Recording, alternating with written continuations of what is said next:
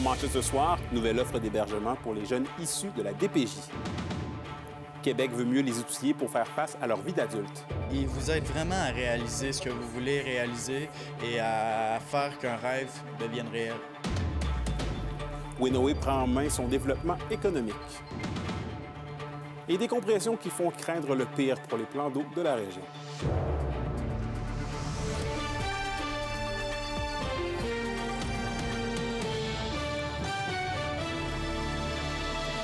Bon début de soirée, ici Anthony Dallaire et bienvenue au TVA 18h.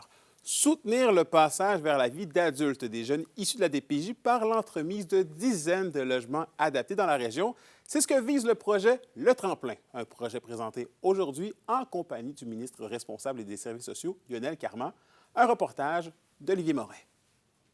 Le Tremplin offre un milieu de vie structuré à des jeunes de 16 à 25 ans de la région qui ont dû naviguer dans le système de la protection de la jeunesse. À l'heure actuelle, une quinzaine de logements sont disponibles à Rouyn-Noranda pour accueillir la clientèle ciblée. Ça lui permet d'avoir des colocs, et on a qui préférait également des appartements individuels aussi.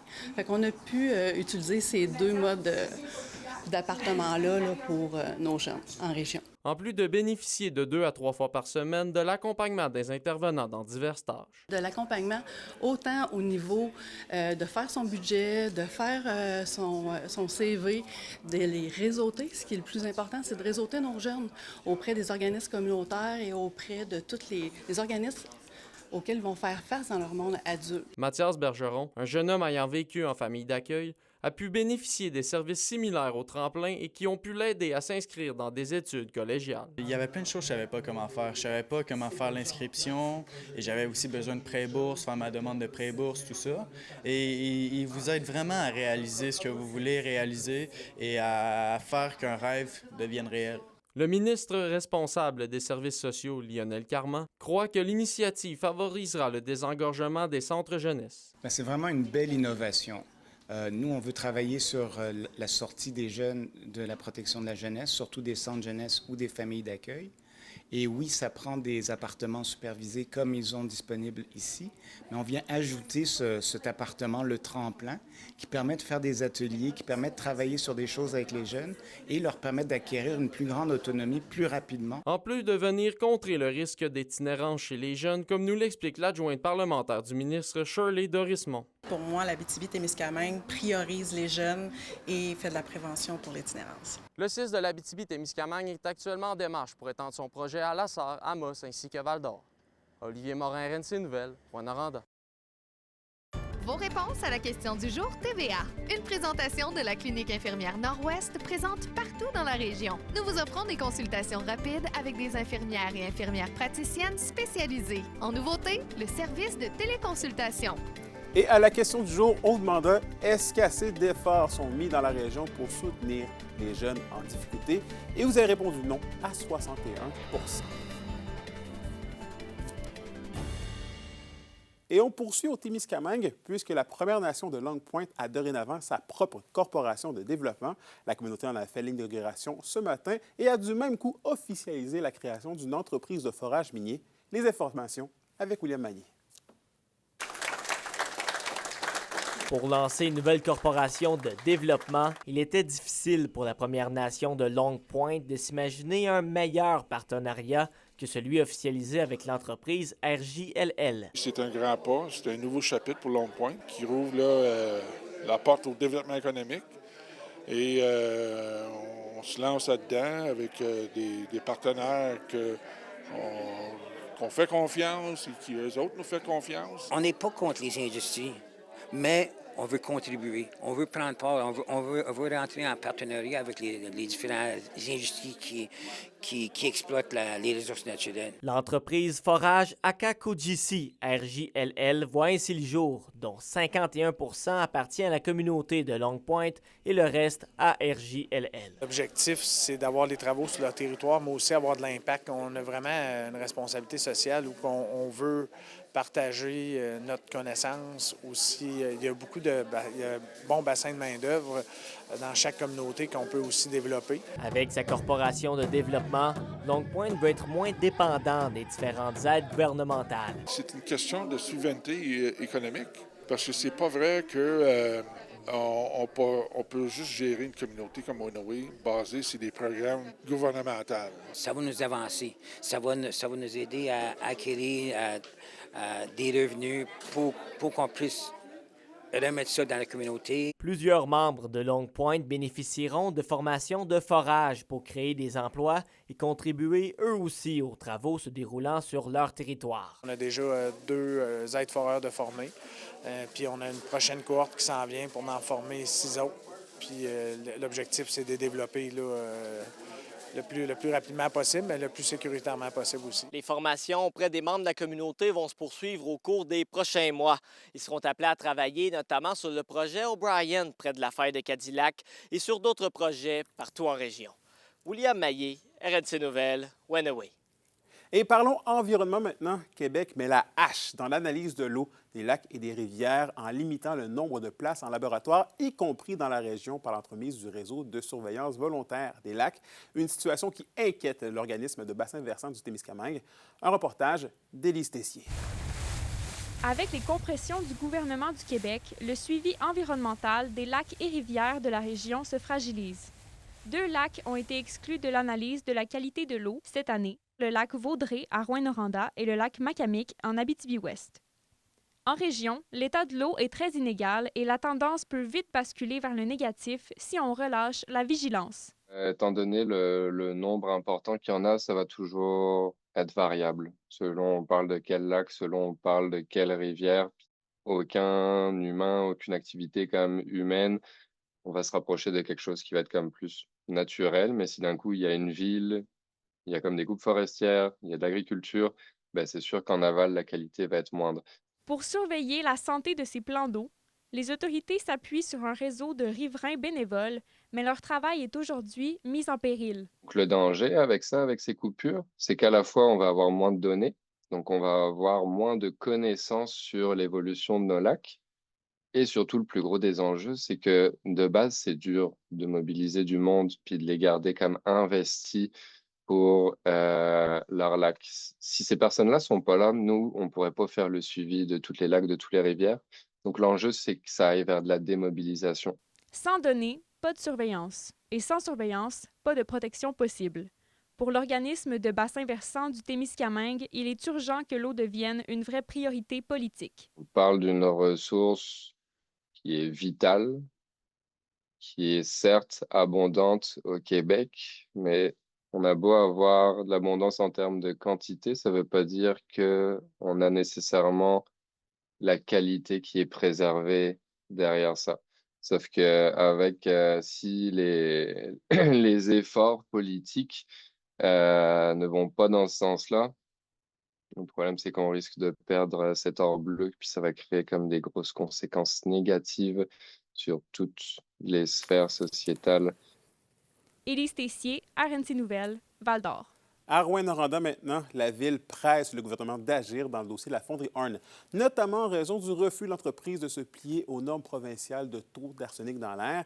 C'est ce qu'a laissé entendre la mairesse Diane Dallaire lors du conseil de ville hier soir. Elle demande à ce que Québec assure un suivi transparent de la situation.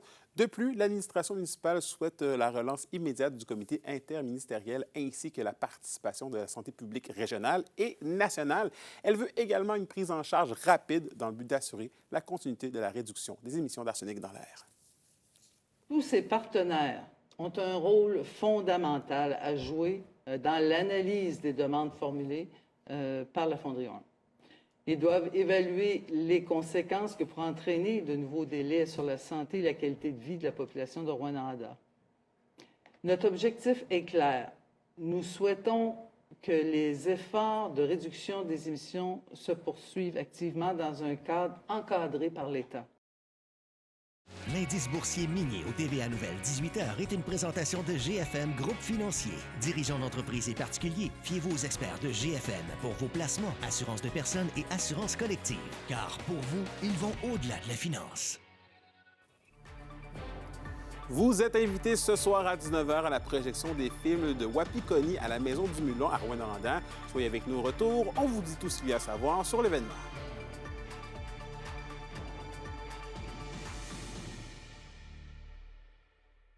C'est de l'Abitibi-Témiscamingue et du nord du Québec vous présente la bonne nouvelle économique TVA. La localité de Radisson poursuit ses efforts d'embellissement avec des fleurs achetées au jardin du 53e Taïga. Divers aménagements ont été réalisés avec des expérimentations horticoles comme la culture de citrouilles. L'initiative a aussi permis de présenter un projet au concours du jardin dans ma ville et continue de mobiliser le milieu. Les SADC, partenaires de l'économie de la région.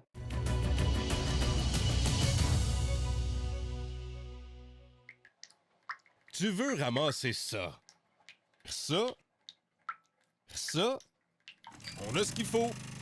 Location MSN de Val-d'Or.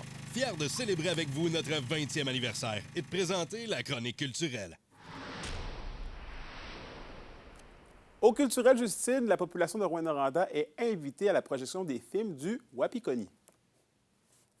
La soirée cinéma commence à 19h ici à la Maison du Mulon, Anthony. Au total, la présentation des courts-métrages devrait durer environ 1 heure. Dans la projection de ce soir intitulée Atasso Kewen, nos histoires, vous verrez 19 des meilleurs courts-métrages créés par le Wapikoni dans les 20 dernières années. Cette soirée cinéma est gratuite et elle s'adresse à tout le monde. Voici ce qui vous attend dans les courts-métrages présentés ce soir. Donc, on va aborder plusieurs sujets qui ont vraiment fasciné les jeunes cinéastes pendant les 20 dernières années. Donc, on touche le pensionnat, la consommation, le suicide, les femmes et sœurs disparues.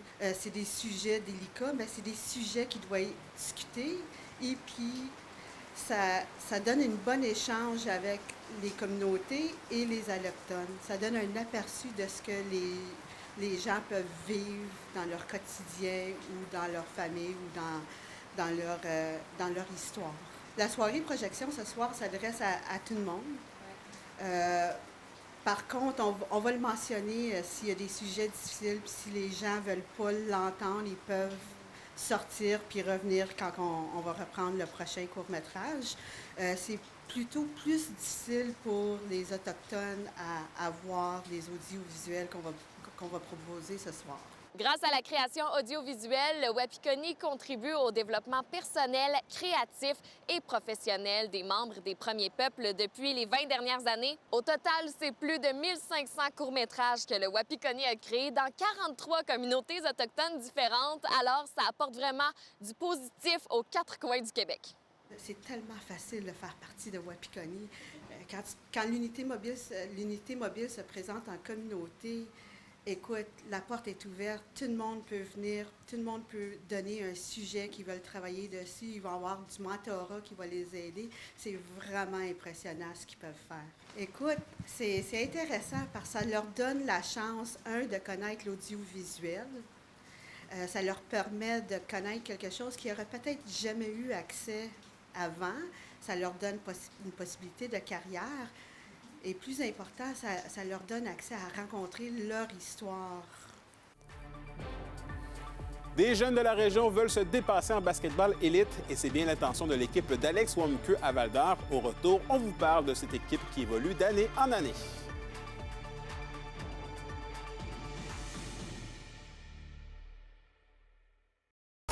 Les sports vous sont présentés par Thibaut Géant, votre concessionnaire de confiance à Rouyn-Noranda. Là où qualité et choix se rencontrent. Et au sport, à Val-d'Or, des jeunes athlètes poussent les limites du sport. Ils parcourent le Québec pour jouer au basketball de niveau élite et remportent des championnats malgré les défis de la distance. Zachary Desrosiers est allé à leur rencontre. Une saison bien remplie vient de se conclure pour Basketball Élite Abitibi. L'équipe regroupe des jeunes de moins de 15 ans partout en région. Habituellement, la saison se termine avec l'école, mais le programme Élite leur permet de jouer tout l'été et de poursuivre leur développement à l'année. C'est que la saison finit au mois de mars. Pour certains, ils peuvent continuer, mais pour la plupart des gens, ça finit au mois de mars. Il n'y a plus rien après. Les jeunes sont un peu laissés à eux-mêmes pendant l'été, ils peuvent jouer, mais il n'y a rien jusqu'au mois de septembre. Fait que quand tu commences à jouer au basket et les acquis que tu apprends pour la première fois, je voulais que ça reste. Fait que je me suis dit, continuons durant l'été. Fait que j'ai créé en fait cette organisation-là pour permettre aux jeunes qui veulent pousser leur jeu à un autre niveau de continuer à jouer au basket durant l'été. Faute d'adversité en région, Les joueurs doivent voyager aux 4 coins du Québec pour affronter les meilleures formations dans la Ligue hors scolaire de basketball Québec. L'enjeu que tout le monde connaît en Abitibi, là, que ce soit le hockey, le basket, tous les autres sports qu'on fait, on a toujours ce petit travel-là de 5-6 heures. L'avantage qu'on a à Val-d'Or, c'est qu'on a moins que Rouen, qu'on a 1h30 qu'on sauve. Mais oui, c'est un enjeu à discuter. C'est plus de logistique, c'est plus d'organisation. C'est durant l'été. Les parents doivent faire un mariage entre le sport que leur jeune a choisi pendant l'été et en plus des vacances. 3 tournois, 3 finales et 2 titres remportés. Un bilan plus que satisfaisant pour l'un des entraîneurs-chefs, Alex Wamke. Extrêmement fier. Si tu m'avais dit au mois de mai, quand je commençais la 3e saison avec les gars, Alex, est-ce que tu serais capable de gagner ces 3 championnats-là? Je t'aurais dit, je sais pas. Mais au premier tournoi, j'ai vu que la maturité, l'effort qui a été mis les 2 dernières saisons a commencé à payer. Fait que je suis tellement fier des gars. Eux-mêmes sont très fiers des exploits. Les parents en arrière, ils n'en reviennent pas parce qu'eux autres, ils ont inscrit leurs enfants sans savoir qu'est-ce qui allait arriver. Puis finalement, regarde, c'était vraiment extraordinaire. Malgré la distance et les efforts, les jeunes restent motivés. Pour eux, c'est une chance unique de repousser leurs limites. C'était vraiment le fun, j'ai trouvé, parce qu'on a pu vivre des expériences beaucoup. Puis aussi, notre coach il nous a poussé à nous développer pour qu'on soit encore plus en forme pour la prochaine saison. Tu passes du temps avec les gars, c'est vraiment le fun. Tu apprends plus à les connaître, tu viens comme une grosse famille. Des projets sont déjà en réflexion, comme une ligue féminine, des équipes plus jeunes et même la création d'une ligue élite en région, mais un seul but reste le même, continuer de faire rayonner le basketball élite en Abitibi. Zachary Desrosiers, RNC Nouvelles, Val-d'Or. Pour une nouvelle importante à nous communiquer, contactez-nous, nouvelles au pluriel, @rncmedia.ca, par téléphone au 1-866-463-4636 et notre site web tvaabitibi.ca.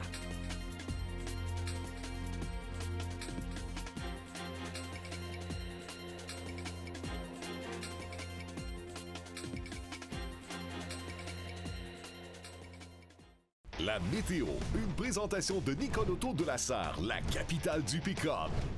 Où vous y trouverez toujours le meilleur choix, toujours le meilleur prix. Bon, Justine, la météo, encore un peu plus nous attend, c'est ça? Oui, mais au moins, le soleil s'en vient. Pour ce soir et cette nuit, ce qui nous attend en Abitibi, c'est risque d'un orage tôt ce soir avec des averses qui devraient cesser au courant de la nuit et un minimum de 11 degrés. Du côté du Témiscamingue, ce sera assez semblable avec des averses tout au long de la nuit et également un risque d'orage ce soir. Par contre, ce sera un petit peu plus chaud avec un minimum de 16 degrés. Demain, en Abitibi, on aura une alternance de soleil et de nuages avec un petit peu de pluie tard dans l'après-midi et un maximum de 22. Du côté du Témiscamingue, on aura des averses qui vont cesser le matin, par contre. Alors, le reste de la journée devrait être beau. Ce sera dégagé par la suite. Et en aperçu pour jeudi, partout en région, ce sera ensoleillé avec un maximum de 22. Une chose est sûre, Anthony, j'ai bien hâte que le soleil soit présent à 100 % dans les prochains jours. Oui, moi aussi. Merci beaucoup, Justine. Et merci à vous d'avoir été des nôtres ce soir. N'oubliez pas qu'on est sur YouTube, XTV Abitibi-Témiscamingue. Vous allez aller voir ou même revoir les reportages de nos collègues. Sur ce, je vous souhaite de passer une belle soirée. Nous, on se retrouve demain pour la suite des choses. D'ici là, prenez soin de vous.